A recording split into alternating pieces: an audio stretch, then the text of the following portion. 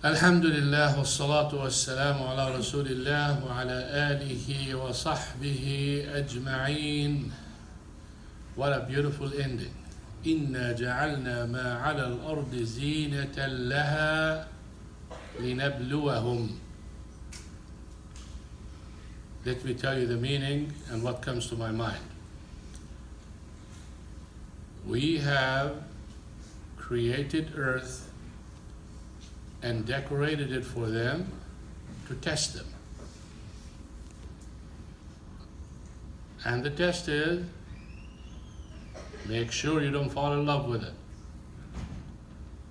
Eat, live, but don't fall in love with it. I think of it as a cake, and that cake is decorated. Put the strawberries and you put the cream and all the chocolate and looks awesome. What's in there? Simple cake. If I give it to you, you probably won't eat it. But when it's decorated, it looks so yummy that you are willing to get it and fight for it and pay for it and wait for it and everything because of how it looks. Even though you may know that the cake itself is not that good, but the way it looks makes it good. And that's what hypocrites are too. They look so good, nice haircut, dressed well, smell good, body belt, fixing themselves really good. And deep, they stink. The cake looks good, but the reality of the cake itself, not that good. This dunya, it looks so wonderful. But when you really get down to it, it's not that good. Why? Because it finishes. It goes away. It has no trace after that. And why? It takes you away from the real thing. You have a nice cake there, it tastes really good, but you don't see any decoration on it. Fake one decorated, you go for the fake one, and you leave the real good one. Even though you know this is good and better than that, but the glamour of it, the way it's decorated, attracts you. Intelligent people, they don't look at the decoration. Intelligent people, they look at the inside. Why? Because Allah subhanahu wa ta'ala looks at your heart. He doesn't look at you from the outside unless there is something extra that Allah subhanahu wa ta'ala wants from you. The real look of Allah subhanahu wa ta'ala is at your heart. And if your heart is good, then the outside can be an added beauty. So if you have a cake that tastes really good and you add something more decorated to it, then yeah, it would be better. How do we think about life? Allah subhanahu wa ta'ala said, all of this, He decorated this dunya to test you. He made it so attractive that He wants to see if you can believe in something way much better than that, but you don't see it, versus something you see. Inna ja'alna ma 'ala al-ard zinatan laha.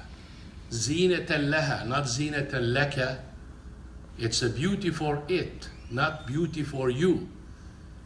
If you want to get deep into the earth, this beauty is not going to make you beautiful, because when you go deep into earth, attach yourself to earth, it degrades you, doesn't appreciate you, doesn't make you look good.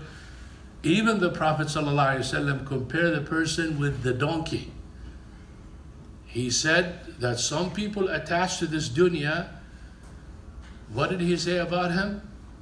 حمار بالنهار جيفة بالليل.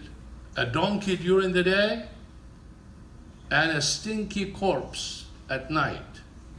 Yani he works so much and he goes after dunya so much, like a donkey. And when it comes to night, when he's supposed to connect with Allah subhanahu wa ta'ala, he's dead, sleeping. Why? Because he's going into this beauty of the earth that make him ugly. But when you go with the beauty of the hereafter, it appreciates you. Some of the scholars said that those people who pray Qiyam al-Layl, Allah subhanahu wa ta'ala puts shining, or their face will become shiny. You can see light coming out of their face because they are spending their time in the darkness with Allah subhanahu wa ta'ala.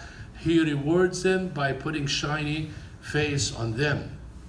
And you find some people who miss Fajr prayer, don't do all of that. You can see sadness and just gloomy face.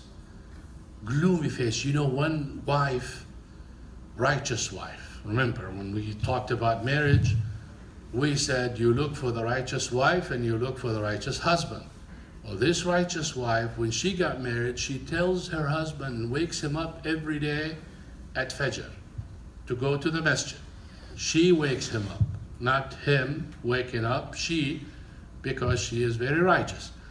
One day she woke him up, but slowly went, but he missed the prayer. The sheikh, after they prayed, he came to him and he said, "Is so and so your wife?" Sheikh told him, "How do you know my wife?" He said, "I had a dream last night that we all died. Those who came to Fajr prayer died, and we all went to Jannah, and there was a woman with us. And we asked, who is she? And they said, this is the wife of so and so. And her husband was so happy to go and tell her the news. So he rushed home and he found her in sujood, dead. SubhanAllah. Some people think that sadness comes or can be cleared by sleeping more, or not waking up because you're tired, or sleeping early before Isha because ya haram, your body will be ruined if you listen to Allah subhanahu wa ta'ala and you pray Isha.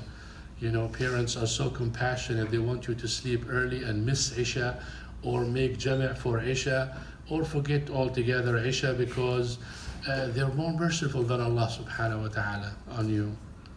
He created you and He didn't know that you will be in need for sleep. How can people think? And how can you put yourself in the place of Allah subhanahu wa ta'ala, thinking that you can be more compassionate to someone than Allah subhanahu wa ta'ala? That is how far we are from Allah subhanahu wa ta'ala. We look for happiness everywhere, and it's in the salah. It's in the salah. It's not in anything else. Ibn al-Qayyim rahimahullah said something so valuable. He said, if the person who makes sujood knows the mercy that descends on him during sujood, he will not lift his head. He will stay in sujood. But you have to really be there and taste it and relate to how important salah is, in particular Fajr. Fajr puts you in the guardianship of Allah subhanahu wa ta'ala. If you want to fight someone, this is how I look at it. Ask him if he prayed Fajr before you punch him. Just before you throw, you say, by the way, did you pray Fajr? Yes, I did. Jama'ah? Yes. Oh, never mind. Sorry about all that. Apologize and kiss his hand and move. Because if he hits, it's the hand of Allah subhanahu wa ta'ala hitting you, not him, because he is in the protection of Allah subhanahu wa ta'ala. When you start valuing things and looking at things as real things, the promise of Allah subhanahu wa ta'ala, you start understanding the importance of salah and all of that. One girl told me, I told you, she goes to college from here, from this school, and she is amazed how girls there so dressed nicely, hijabis as they say, yet when it comes to salah, I tell them, let's go pray. And they say, I pray at home. By the way, anyone who tells you that, that means they don't pray. If you have an opportunity to pray and you don't pray, you have a major problem. And she said, subhanallah, alhamdulillah, that we focus so much on the salah. And she asked me to focus more on the salah and teach people the value of salah, because we see people in campus, they look Muslim, but when it comes to salah, it's the last thing on their agenda. You would never succeed unless your life goes around salah. Salah is number one, and build your life around it. You will be inshallah successful. Any messages?